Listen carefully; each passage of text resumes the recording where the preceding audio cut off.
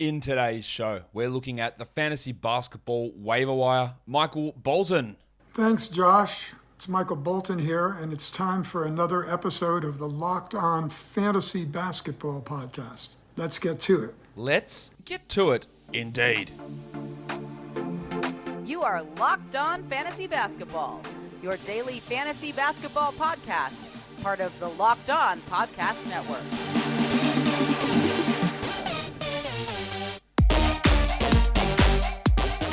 Hello and welcome to the Locked On Fantasy Basketball Podcast, brought to you by Basketball Monster. My name is Josh Lloyd and I am the lead fantasy analyst at basketballmonster.com and at Yahoo Sports Australia. And you can find me on Twitter as always at redrock_Beeble and on Instagram at Locked On Fantasy Basketball. Thank you for making Locked On Fantasy Basketball your first listen every day. We are free and available on all platforms. All right, waiver wire. We're going to talk waiver wire today, pretty obviously, because that's what we're doing in the show called Waiver Wire. Looking at players that you can add, looking at players that are being added, looking at players that you might be able to drop, looking at guys who might be worth upside stashes, all that sort of stuff in today's show. So let's get stuck into it straight away. And let's look at the most added players over the last 24 hours. Number one on that list, for a couple of reasons, is Alec Burks of the New York Knicks. Number one reason, I guess, is because he plays on Sunday.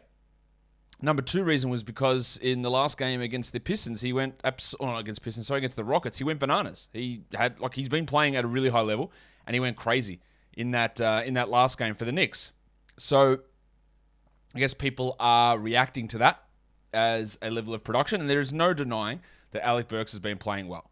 All right, he has been. He's been outplaying Evan Fournier and Derrick Rose and Kemba Walker. He's been the best of those guards. He's been outplaying RJ Barrett at the three. He's closing games over Barrett. He's a top 100 player over the last 2 weeks, averaging 13 points and doing it while only shooting 55% from the free throw line. He's hitting just 47% from three. So that while that is high, his overall shooting numbers aren't through the roof because he's at 38% from two. There is going to be some cool down from his shooting numbers for sure. And the minutes is the big question, right? Will he maintain 25 a night? Will he continue to play over guys like Kemba, Fournier, and Barrett? With the way he's playing, the obvious call is yes. But this is almost like best case scenario for Burks. As he's playing this well, those guys are playing that poorly, and he's still getting 25 minutes a night. That makes me a little bit leery about considering him as a must-roster long-term guy. But for the short term, sure. I think a lot of these guys on this most added list are a little bit knee-jerky.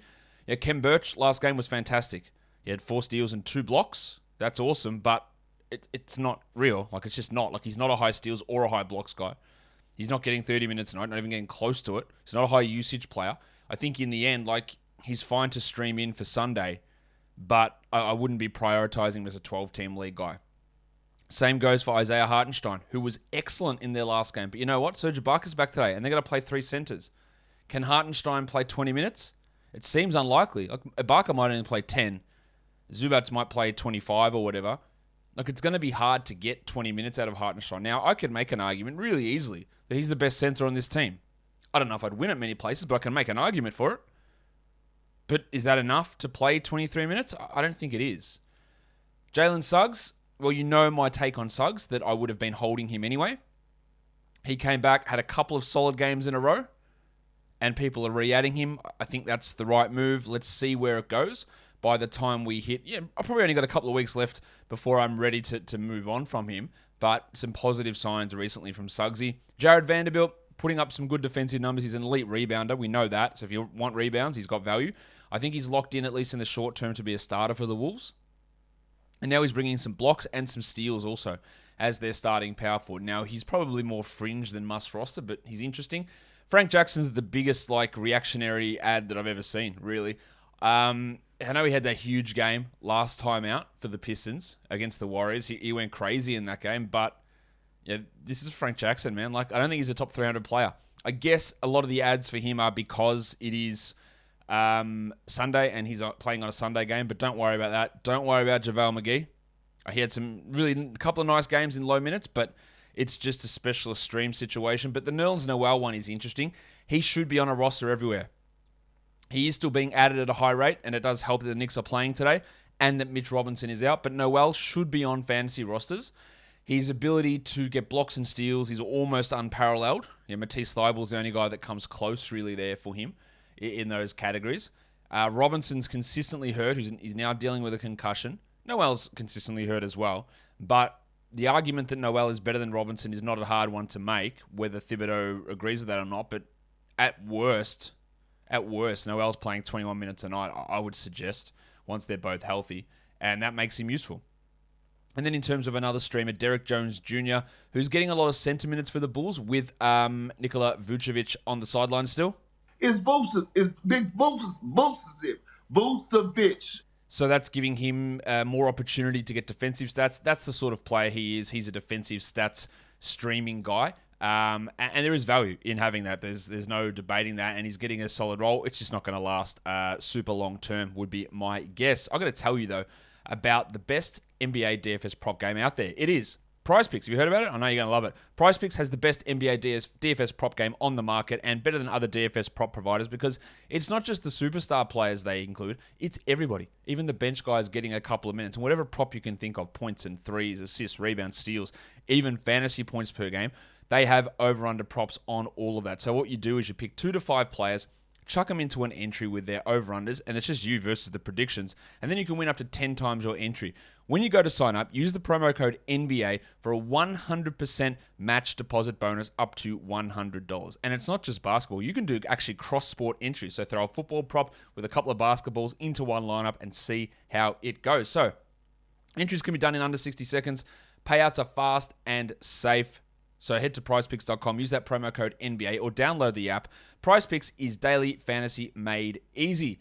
You're all aware of this common problem. You watch your live sports on one device, you've got another device to watch your on-demand favorites, you get your highlights and you watch them on your phone, and then you've got your neighbor's best friends log in for the other stuff. Well, it's just too much. Like, who wants to deal with all that rigmarole and hassle and devices and all that sort of stuff? I want to tell you about a simple way to get all the entertainment you love and a great way to finally get your TV together. It is called Direct TV Stream, and it brings your live TV and on-demand favorites together like never before. So you can watch your favorite shows, movies, and sports all in one place. And that means no more juggling remotes and no need to buy another device ever again. And the best part, there is no annual contract. So get rid of the clutter and the confusion and get your TV together with DirecTV Stream. You can learn more at directtv.com. That's directtv.com. Compatible device required and content varies by package. Let's move on now to the droppable players. Again, I've got to throw this out there all the time. And just a quick note as well. I don't know if it's the right time for me to do this, but I'll do it now. I'm going to talk about Luke Walton's firing on the recap show later today. Don't worry, that's coming. But on the week preview show, multiple people have asked me when I talk about the weekly leagues, starts and sits. Hey, Josh, when you say weekly sits, does that mean that when those guys play, I don't play them? No, absolutely not. What a weekly league is a league where you change your lineups every week. You don't change them every day. So when I say it's a weekly league sit, it means when you go to set your lineup on Monday, those guys do not need to be in your active 10 guys that you lock in on Monday and can't change for the rest of the week. It does not mean that when it is time for them to play, like the Mavericks having only 2 games this coming week, that when you go to the game where Porzingis plays on Tuesday, that you don't play him in a daily changes league. That's not what that means, like even remotely close to what that means. There's no logic behind why you would do that. What it means is if you're in a weekly league, on Monday, when you set the lineups, the Dallas guys playing 2 games, you wouldn't be putting them into your active lineup. That's what weekly starts and sits means. It's for weekly changes leagues, not daily changes leagues. Please get that through your head. I don't want people making those mistakes of going in and saying, well, Josh said that I've got to sit Mavericks players, so therefore on a daily changes, I'm just going to make Doncic sit on my bench. Please don't do that. Now that that's out of the way. I should have mentioned that on yesterday's show, but I just had a flood of so many comments about it yesterday that went, shit, do people not actually understand what this says? So I better clarify it. Droppable players. Again, clarifying this. Don't just drop them. But if you do need to create a roster spot, if you need to stream guys in, if you need to activate an IR player, if you need to add whatever in a 2-for-1 trade, these guys, I wouldn't shed a tear over moving on from them. Andre Drummond. Do we get that he's terrible? Like he's shithouse, yeah? We know that now. I know that the appeal, the allure of, Joel Embiid, he's going to be out, and Drummond's just going to slide in and put up good numbers. What did he do that for, like 3 games? And he's just been dreadful since then. Goldfinger Charles Bassey has been out playing him the last 2 games. Drummond gets cooked repeatedly. I think he's out to the top 160 over the last 2 weeks anyway. Embiid's coming back soon. Do you want to hold on to a stash that's actually shithouse? Or a handcuff? It's in a daily changes format. It's pointless. So if you want to move on, move on. Kelly Oubre. Yeah, he's up and down.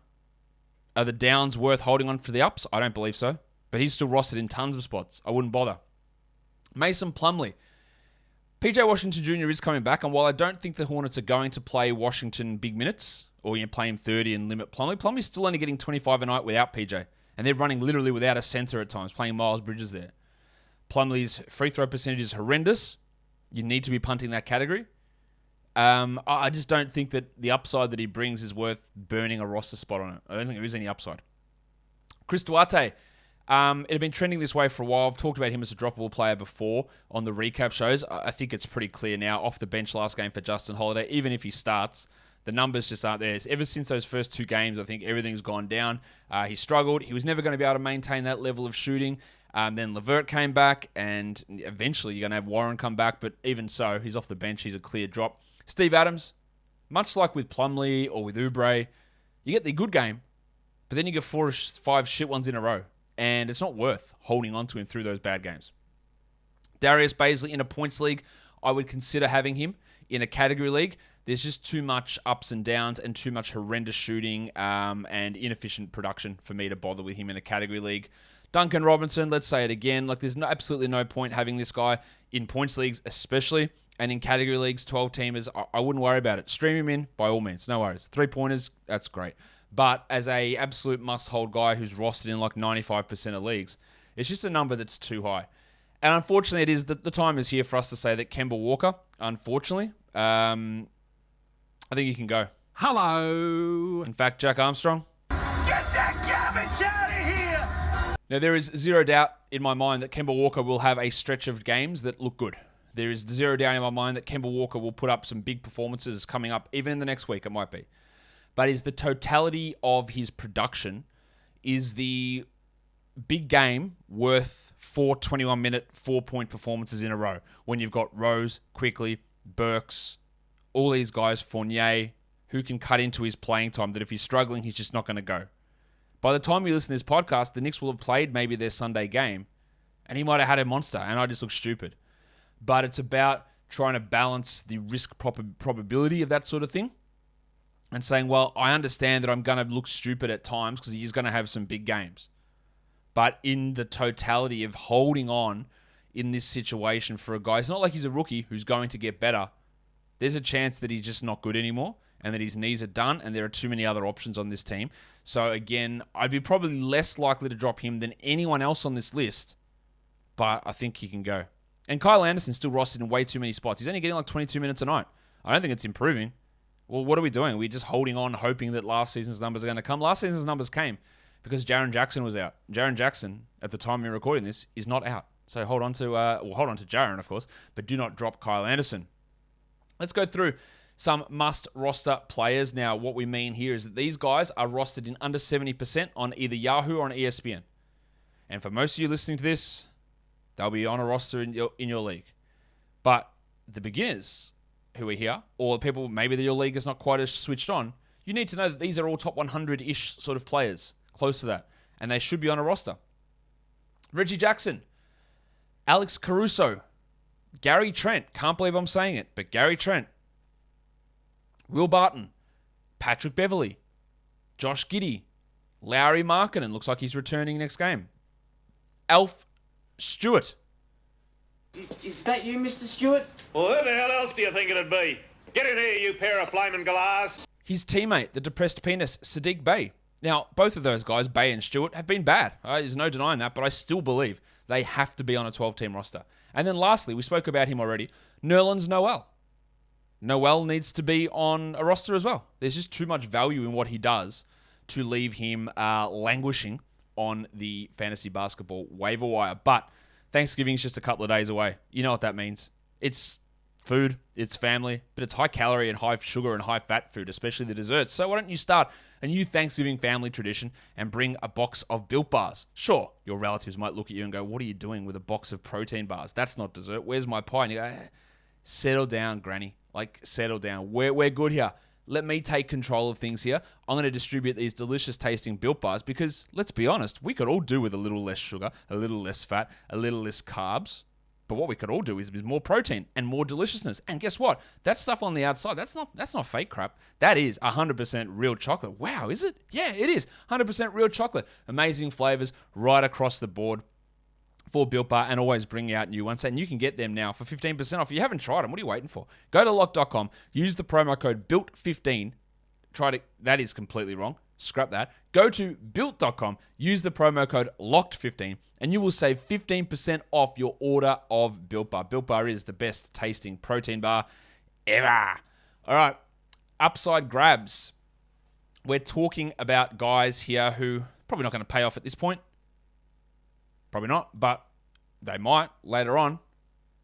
Now, before I go on to talk about more of these upside grabs, I do believe that, and I've still got to work out a good nickname for this guy. It's not far off, but Alperen Şengün needs to be on a roster. He's rostered in most leagues anyway, but just in case he's not, you need to have him on a roster. And I just wanted to throw this out there because I look at it continuously and it makes me laugh. And this is where the nickname's going to come from. But don't tell me that Alperen Şengün does not look like Andrew Glauberman from Big Mouth. You cannot tell me that they do not look the same. If you're here on YouTube, you can see the picture, the tweet that I put out. It's unbelievable. And I've got to find a great nickname to tie into that. But that is it's one of my best lookalikes ever, and I'm pretty happy with it. All right, let's go back to talk about upside grabs here. Andrew Glauberman's teammate, KJ Martin. At some point, the Rockets, I don't know, they're going to fire Silas. Martin, it's irrepressible how important he can be. I think, whether he end up being a long-term starter in the league or like a seventh man, Bobby Portis, Taj Gibson sort of big man, he's really impressive coming off the bench. And if he gets 25 a night, he will be at least a 12-team league guy. It is just stash sort of stuff, but a few guys need to go. One of those big men, Tyson Wood, Tate maybe, House, Gordon, someone there that opens up an extra 10 to 15 minutes for Martin to get him. Nasir Little, I don't know whether they're going to give him 30 minutes. Covington's still there, Nance still there. Who knows what sort of moves O'Shea or whoever is now running that, because O'Shea surely can't be making any decisions with this investigation going on. Surely not. Surely not. And by surely not, I mean, of course he is, because this is the NBA and bullshit happens all the time. But Little is pushing up slowly and more slowly into a larger role. So there's a little bit of upside there. And also my man, the big stiffy, Bones Highland. It didn't work out in terms of him pushing into that role with no Porter and then no Barton, because he hurt his ankle at the same time. And then since he's come back, he's struggled. But there is still that possibility that he can push into a 25-minute regular bench role, maybe stealing some minutes from Morris. He's already taken them from Campazzo and Rivers, although those guys have clawed a little bit back. But that is one that just to watch, because he was really good before that ankle injury, Bones. Manuel quickly, a lot to get ahead of. Walker, Fournier, Rose, Burks. But he's been outperforming nearly all of them, apart from Burks. Tom Thibodeau is I don't know what the right word is. He is a curious creature. He's stubborn, and it is sometimes hard to get him to make those switches. But if it happens, it happens. And then back to the Rockets, Joshie Christopher. He was playing as the backup point guard, backup shooting guard, and then Stephen Silas says, no, we need to get minutes into DJ Augustin. And everyone said, of course, Steve, if you're looking to get fired, that's a great way to do it. So Josh is out of the rotation again. At some point, him and Usman Garuba, hopefully, get to play. And I think Christopher could find a 20-minute role per night later in the season, especially if Eric Gordon is moved on from. I didn't realize how long this show was going for, but that's fine. We're here. Other names to talk about. Bobby Portis, must roster player. No, I don't think that Portis will be the starting center all season. But I do think that when Lopez comes back, Portis might remain there for a couple of games. I think they will put Lopez back in there. Portis' defense is just too suspect to have him long-term as your starting center. Larry Nance, let's be honest. Larry Nance has had one good game this year, and everyone's scurried to grab him because we know the upside. But then the second game after that, he wasn't good. On Saturday, he wasn't good. So is he worth adding? Yes. If he plays 23 minutes a night for the next 3 games, it's not worth it, I don't think, holding on. But let's see what happens. With Colin Sexton out for the season, the Discman, Cedi Osman, he is at least an interesting 14-team league guy. I wouldn't be going crazy, especially with Markkanen returning. PJ Tucker, with Markieff Morris out, he's playing like an extra 3 to 4 minutes a night, and it's actually making him 12-team league worthy. I think, at least as a short-term guy, he's not a bad option for the Heat. Pat Mills with Joe Harris out, like him short-term, but that's really it. Jalen Brunson, just in case you're unaware, he is a must-roster player, irrespective of Doncic's status. And then also another name to mention, Danilo Gallinari, the Italian cock. Where is he? Hands off my cock! Because on Saturday, he played a huge role. Big minutes, big production, and people tie themselves to the name value. Oh, man, I remember Gallinari used to be great. Yeah, you did. But that was 3 or 4 years ago. And that was a game that Bogdanovic played like 22 minutes. So instead of Gallinari playing 22 minutes, Gallinari played 30 and Bogdanovic played 23. Now, unless we expect that to be a continual thing, and I don't, I wouldn't be grabbing Gallinari outside of deep leagues, but it is worth mentioning because it was mentioned to me that maybe, hey, he should be a grab based on that one game instead of overreacting to that one game. We're just trying to put it in context and work out whether it makes sense. And to me, it doesn't quite make sense. That will do it for today's show. Don't forget to follow this podcast on Apple Podcasts, Google Podcasts, Stitcher, Spotify, and on the Odyssey app. But if you're here on YouTube, give it a thumbs up. Leave your comments down below, guys. We are done here. Thank you so much for listening, everyone. See ya.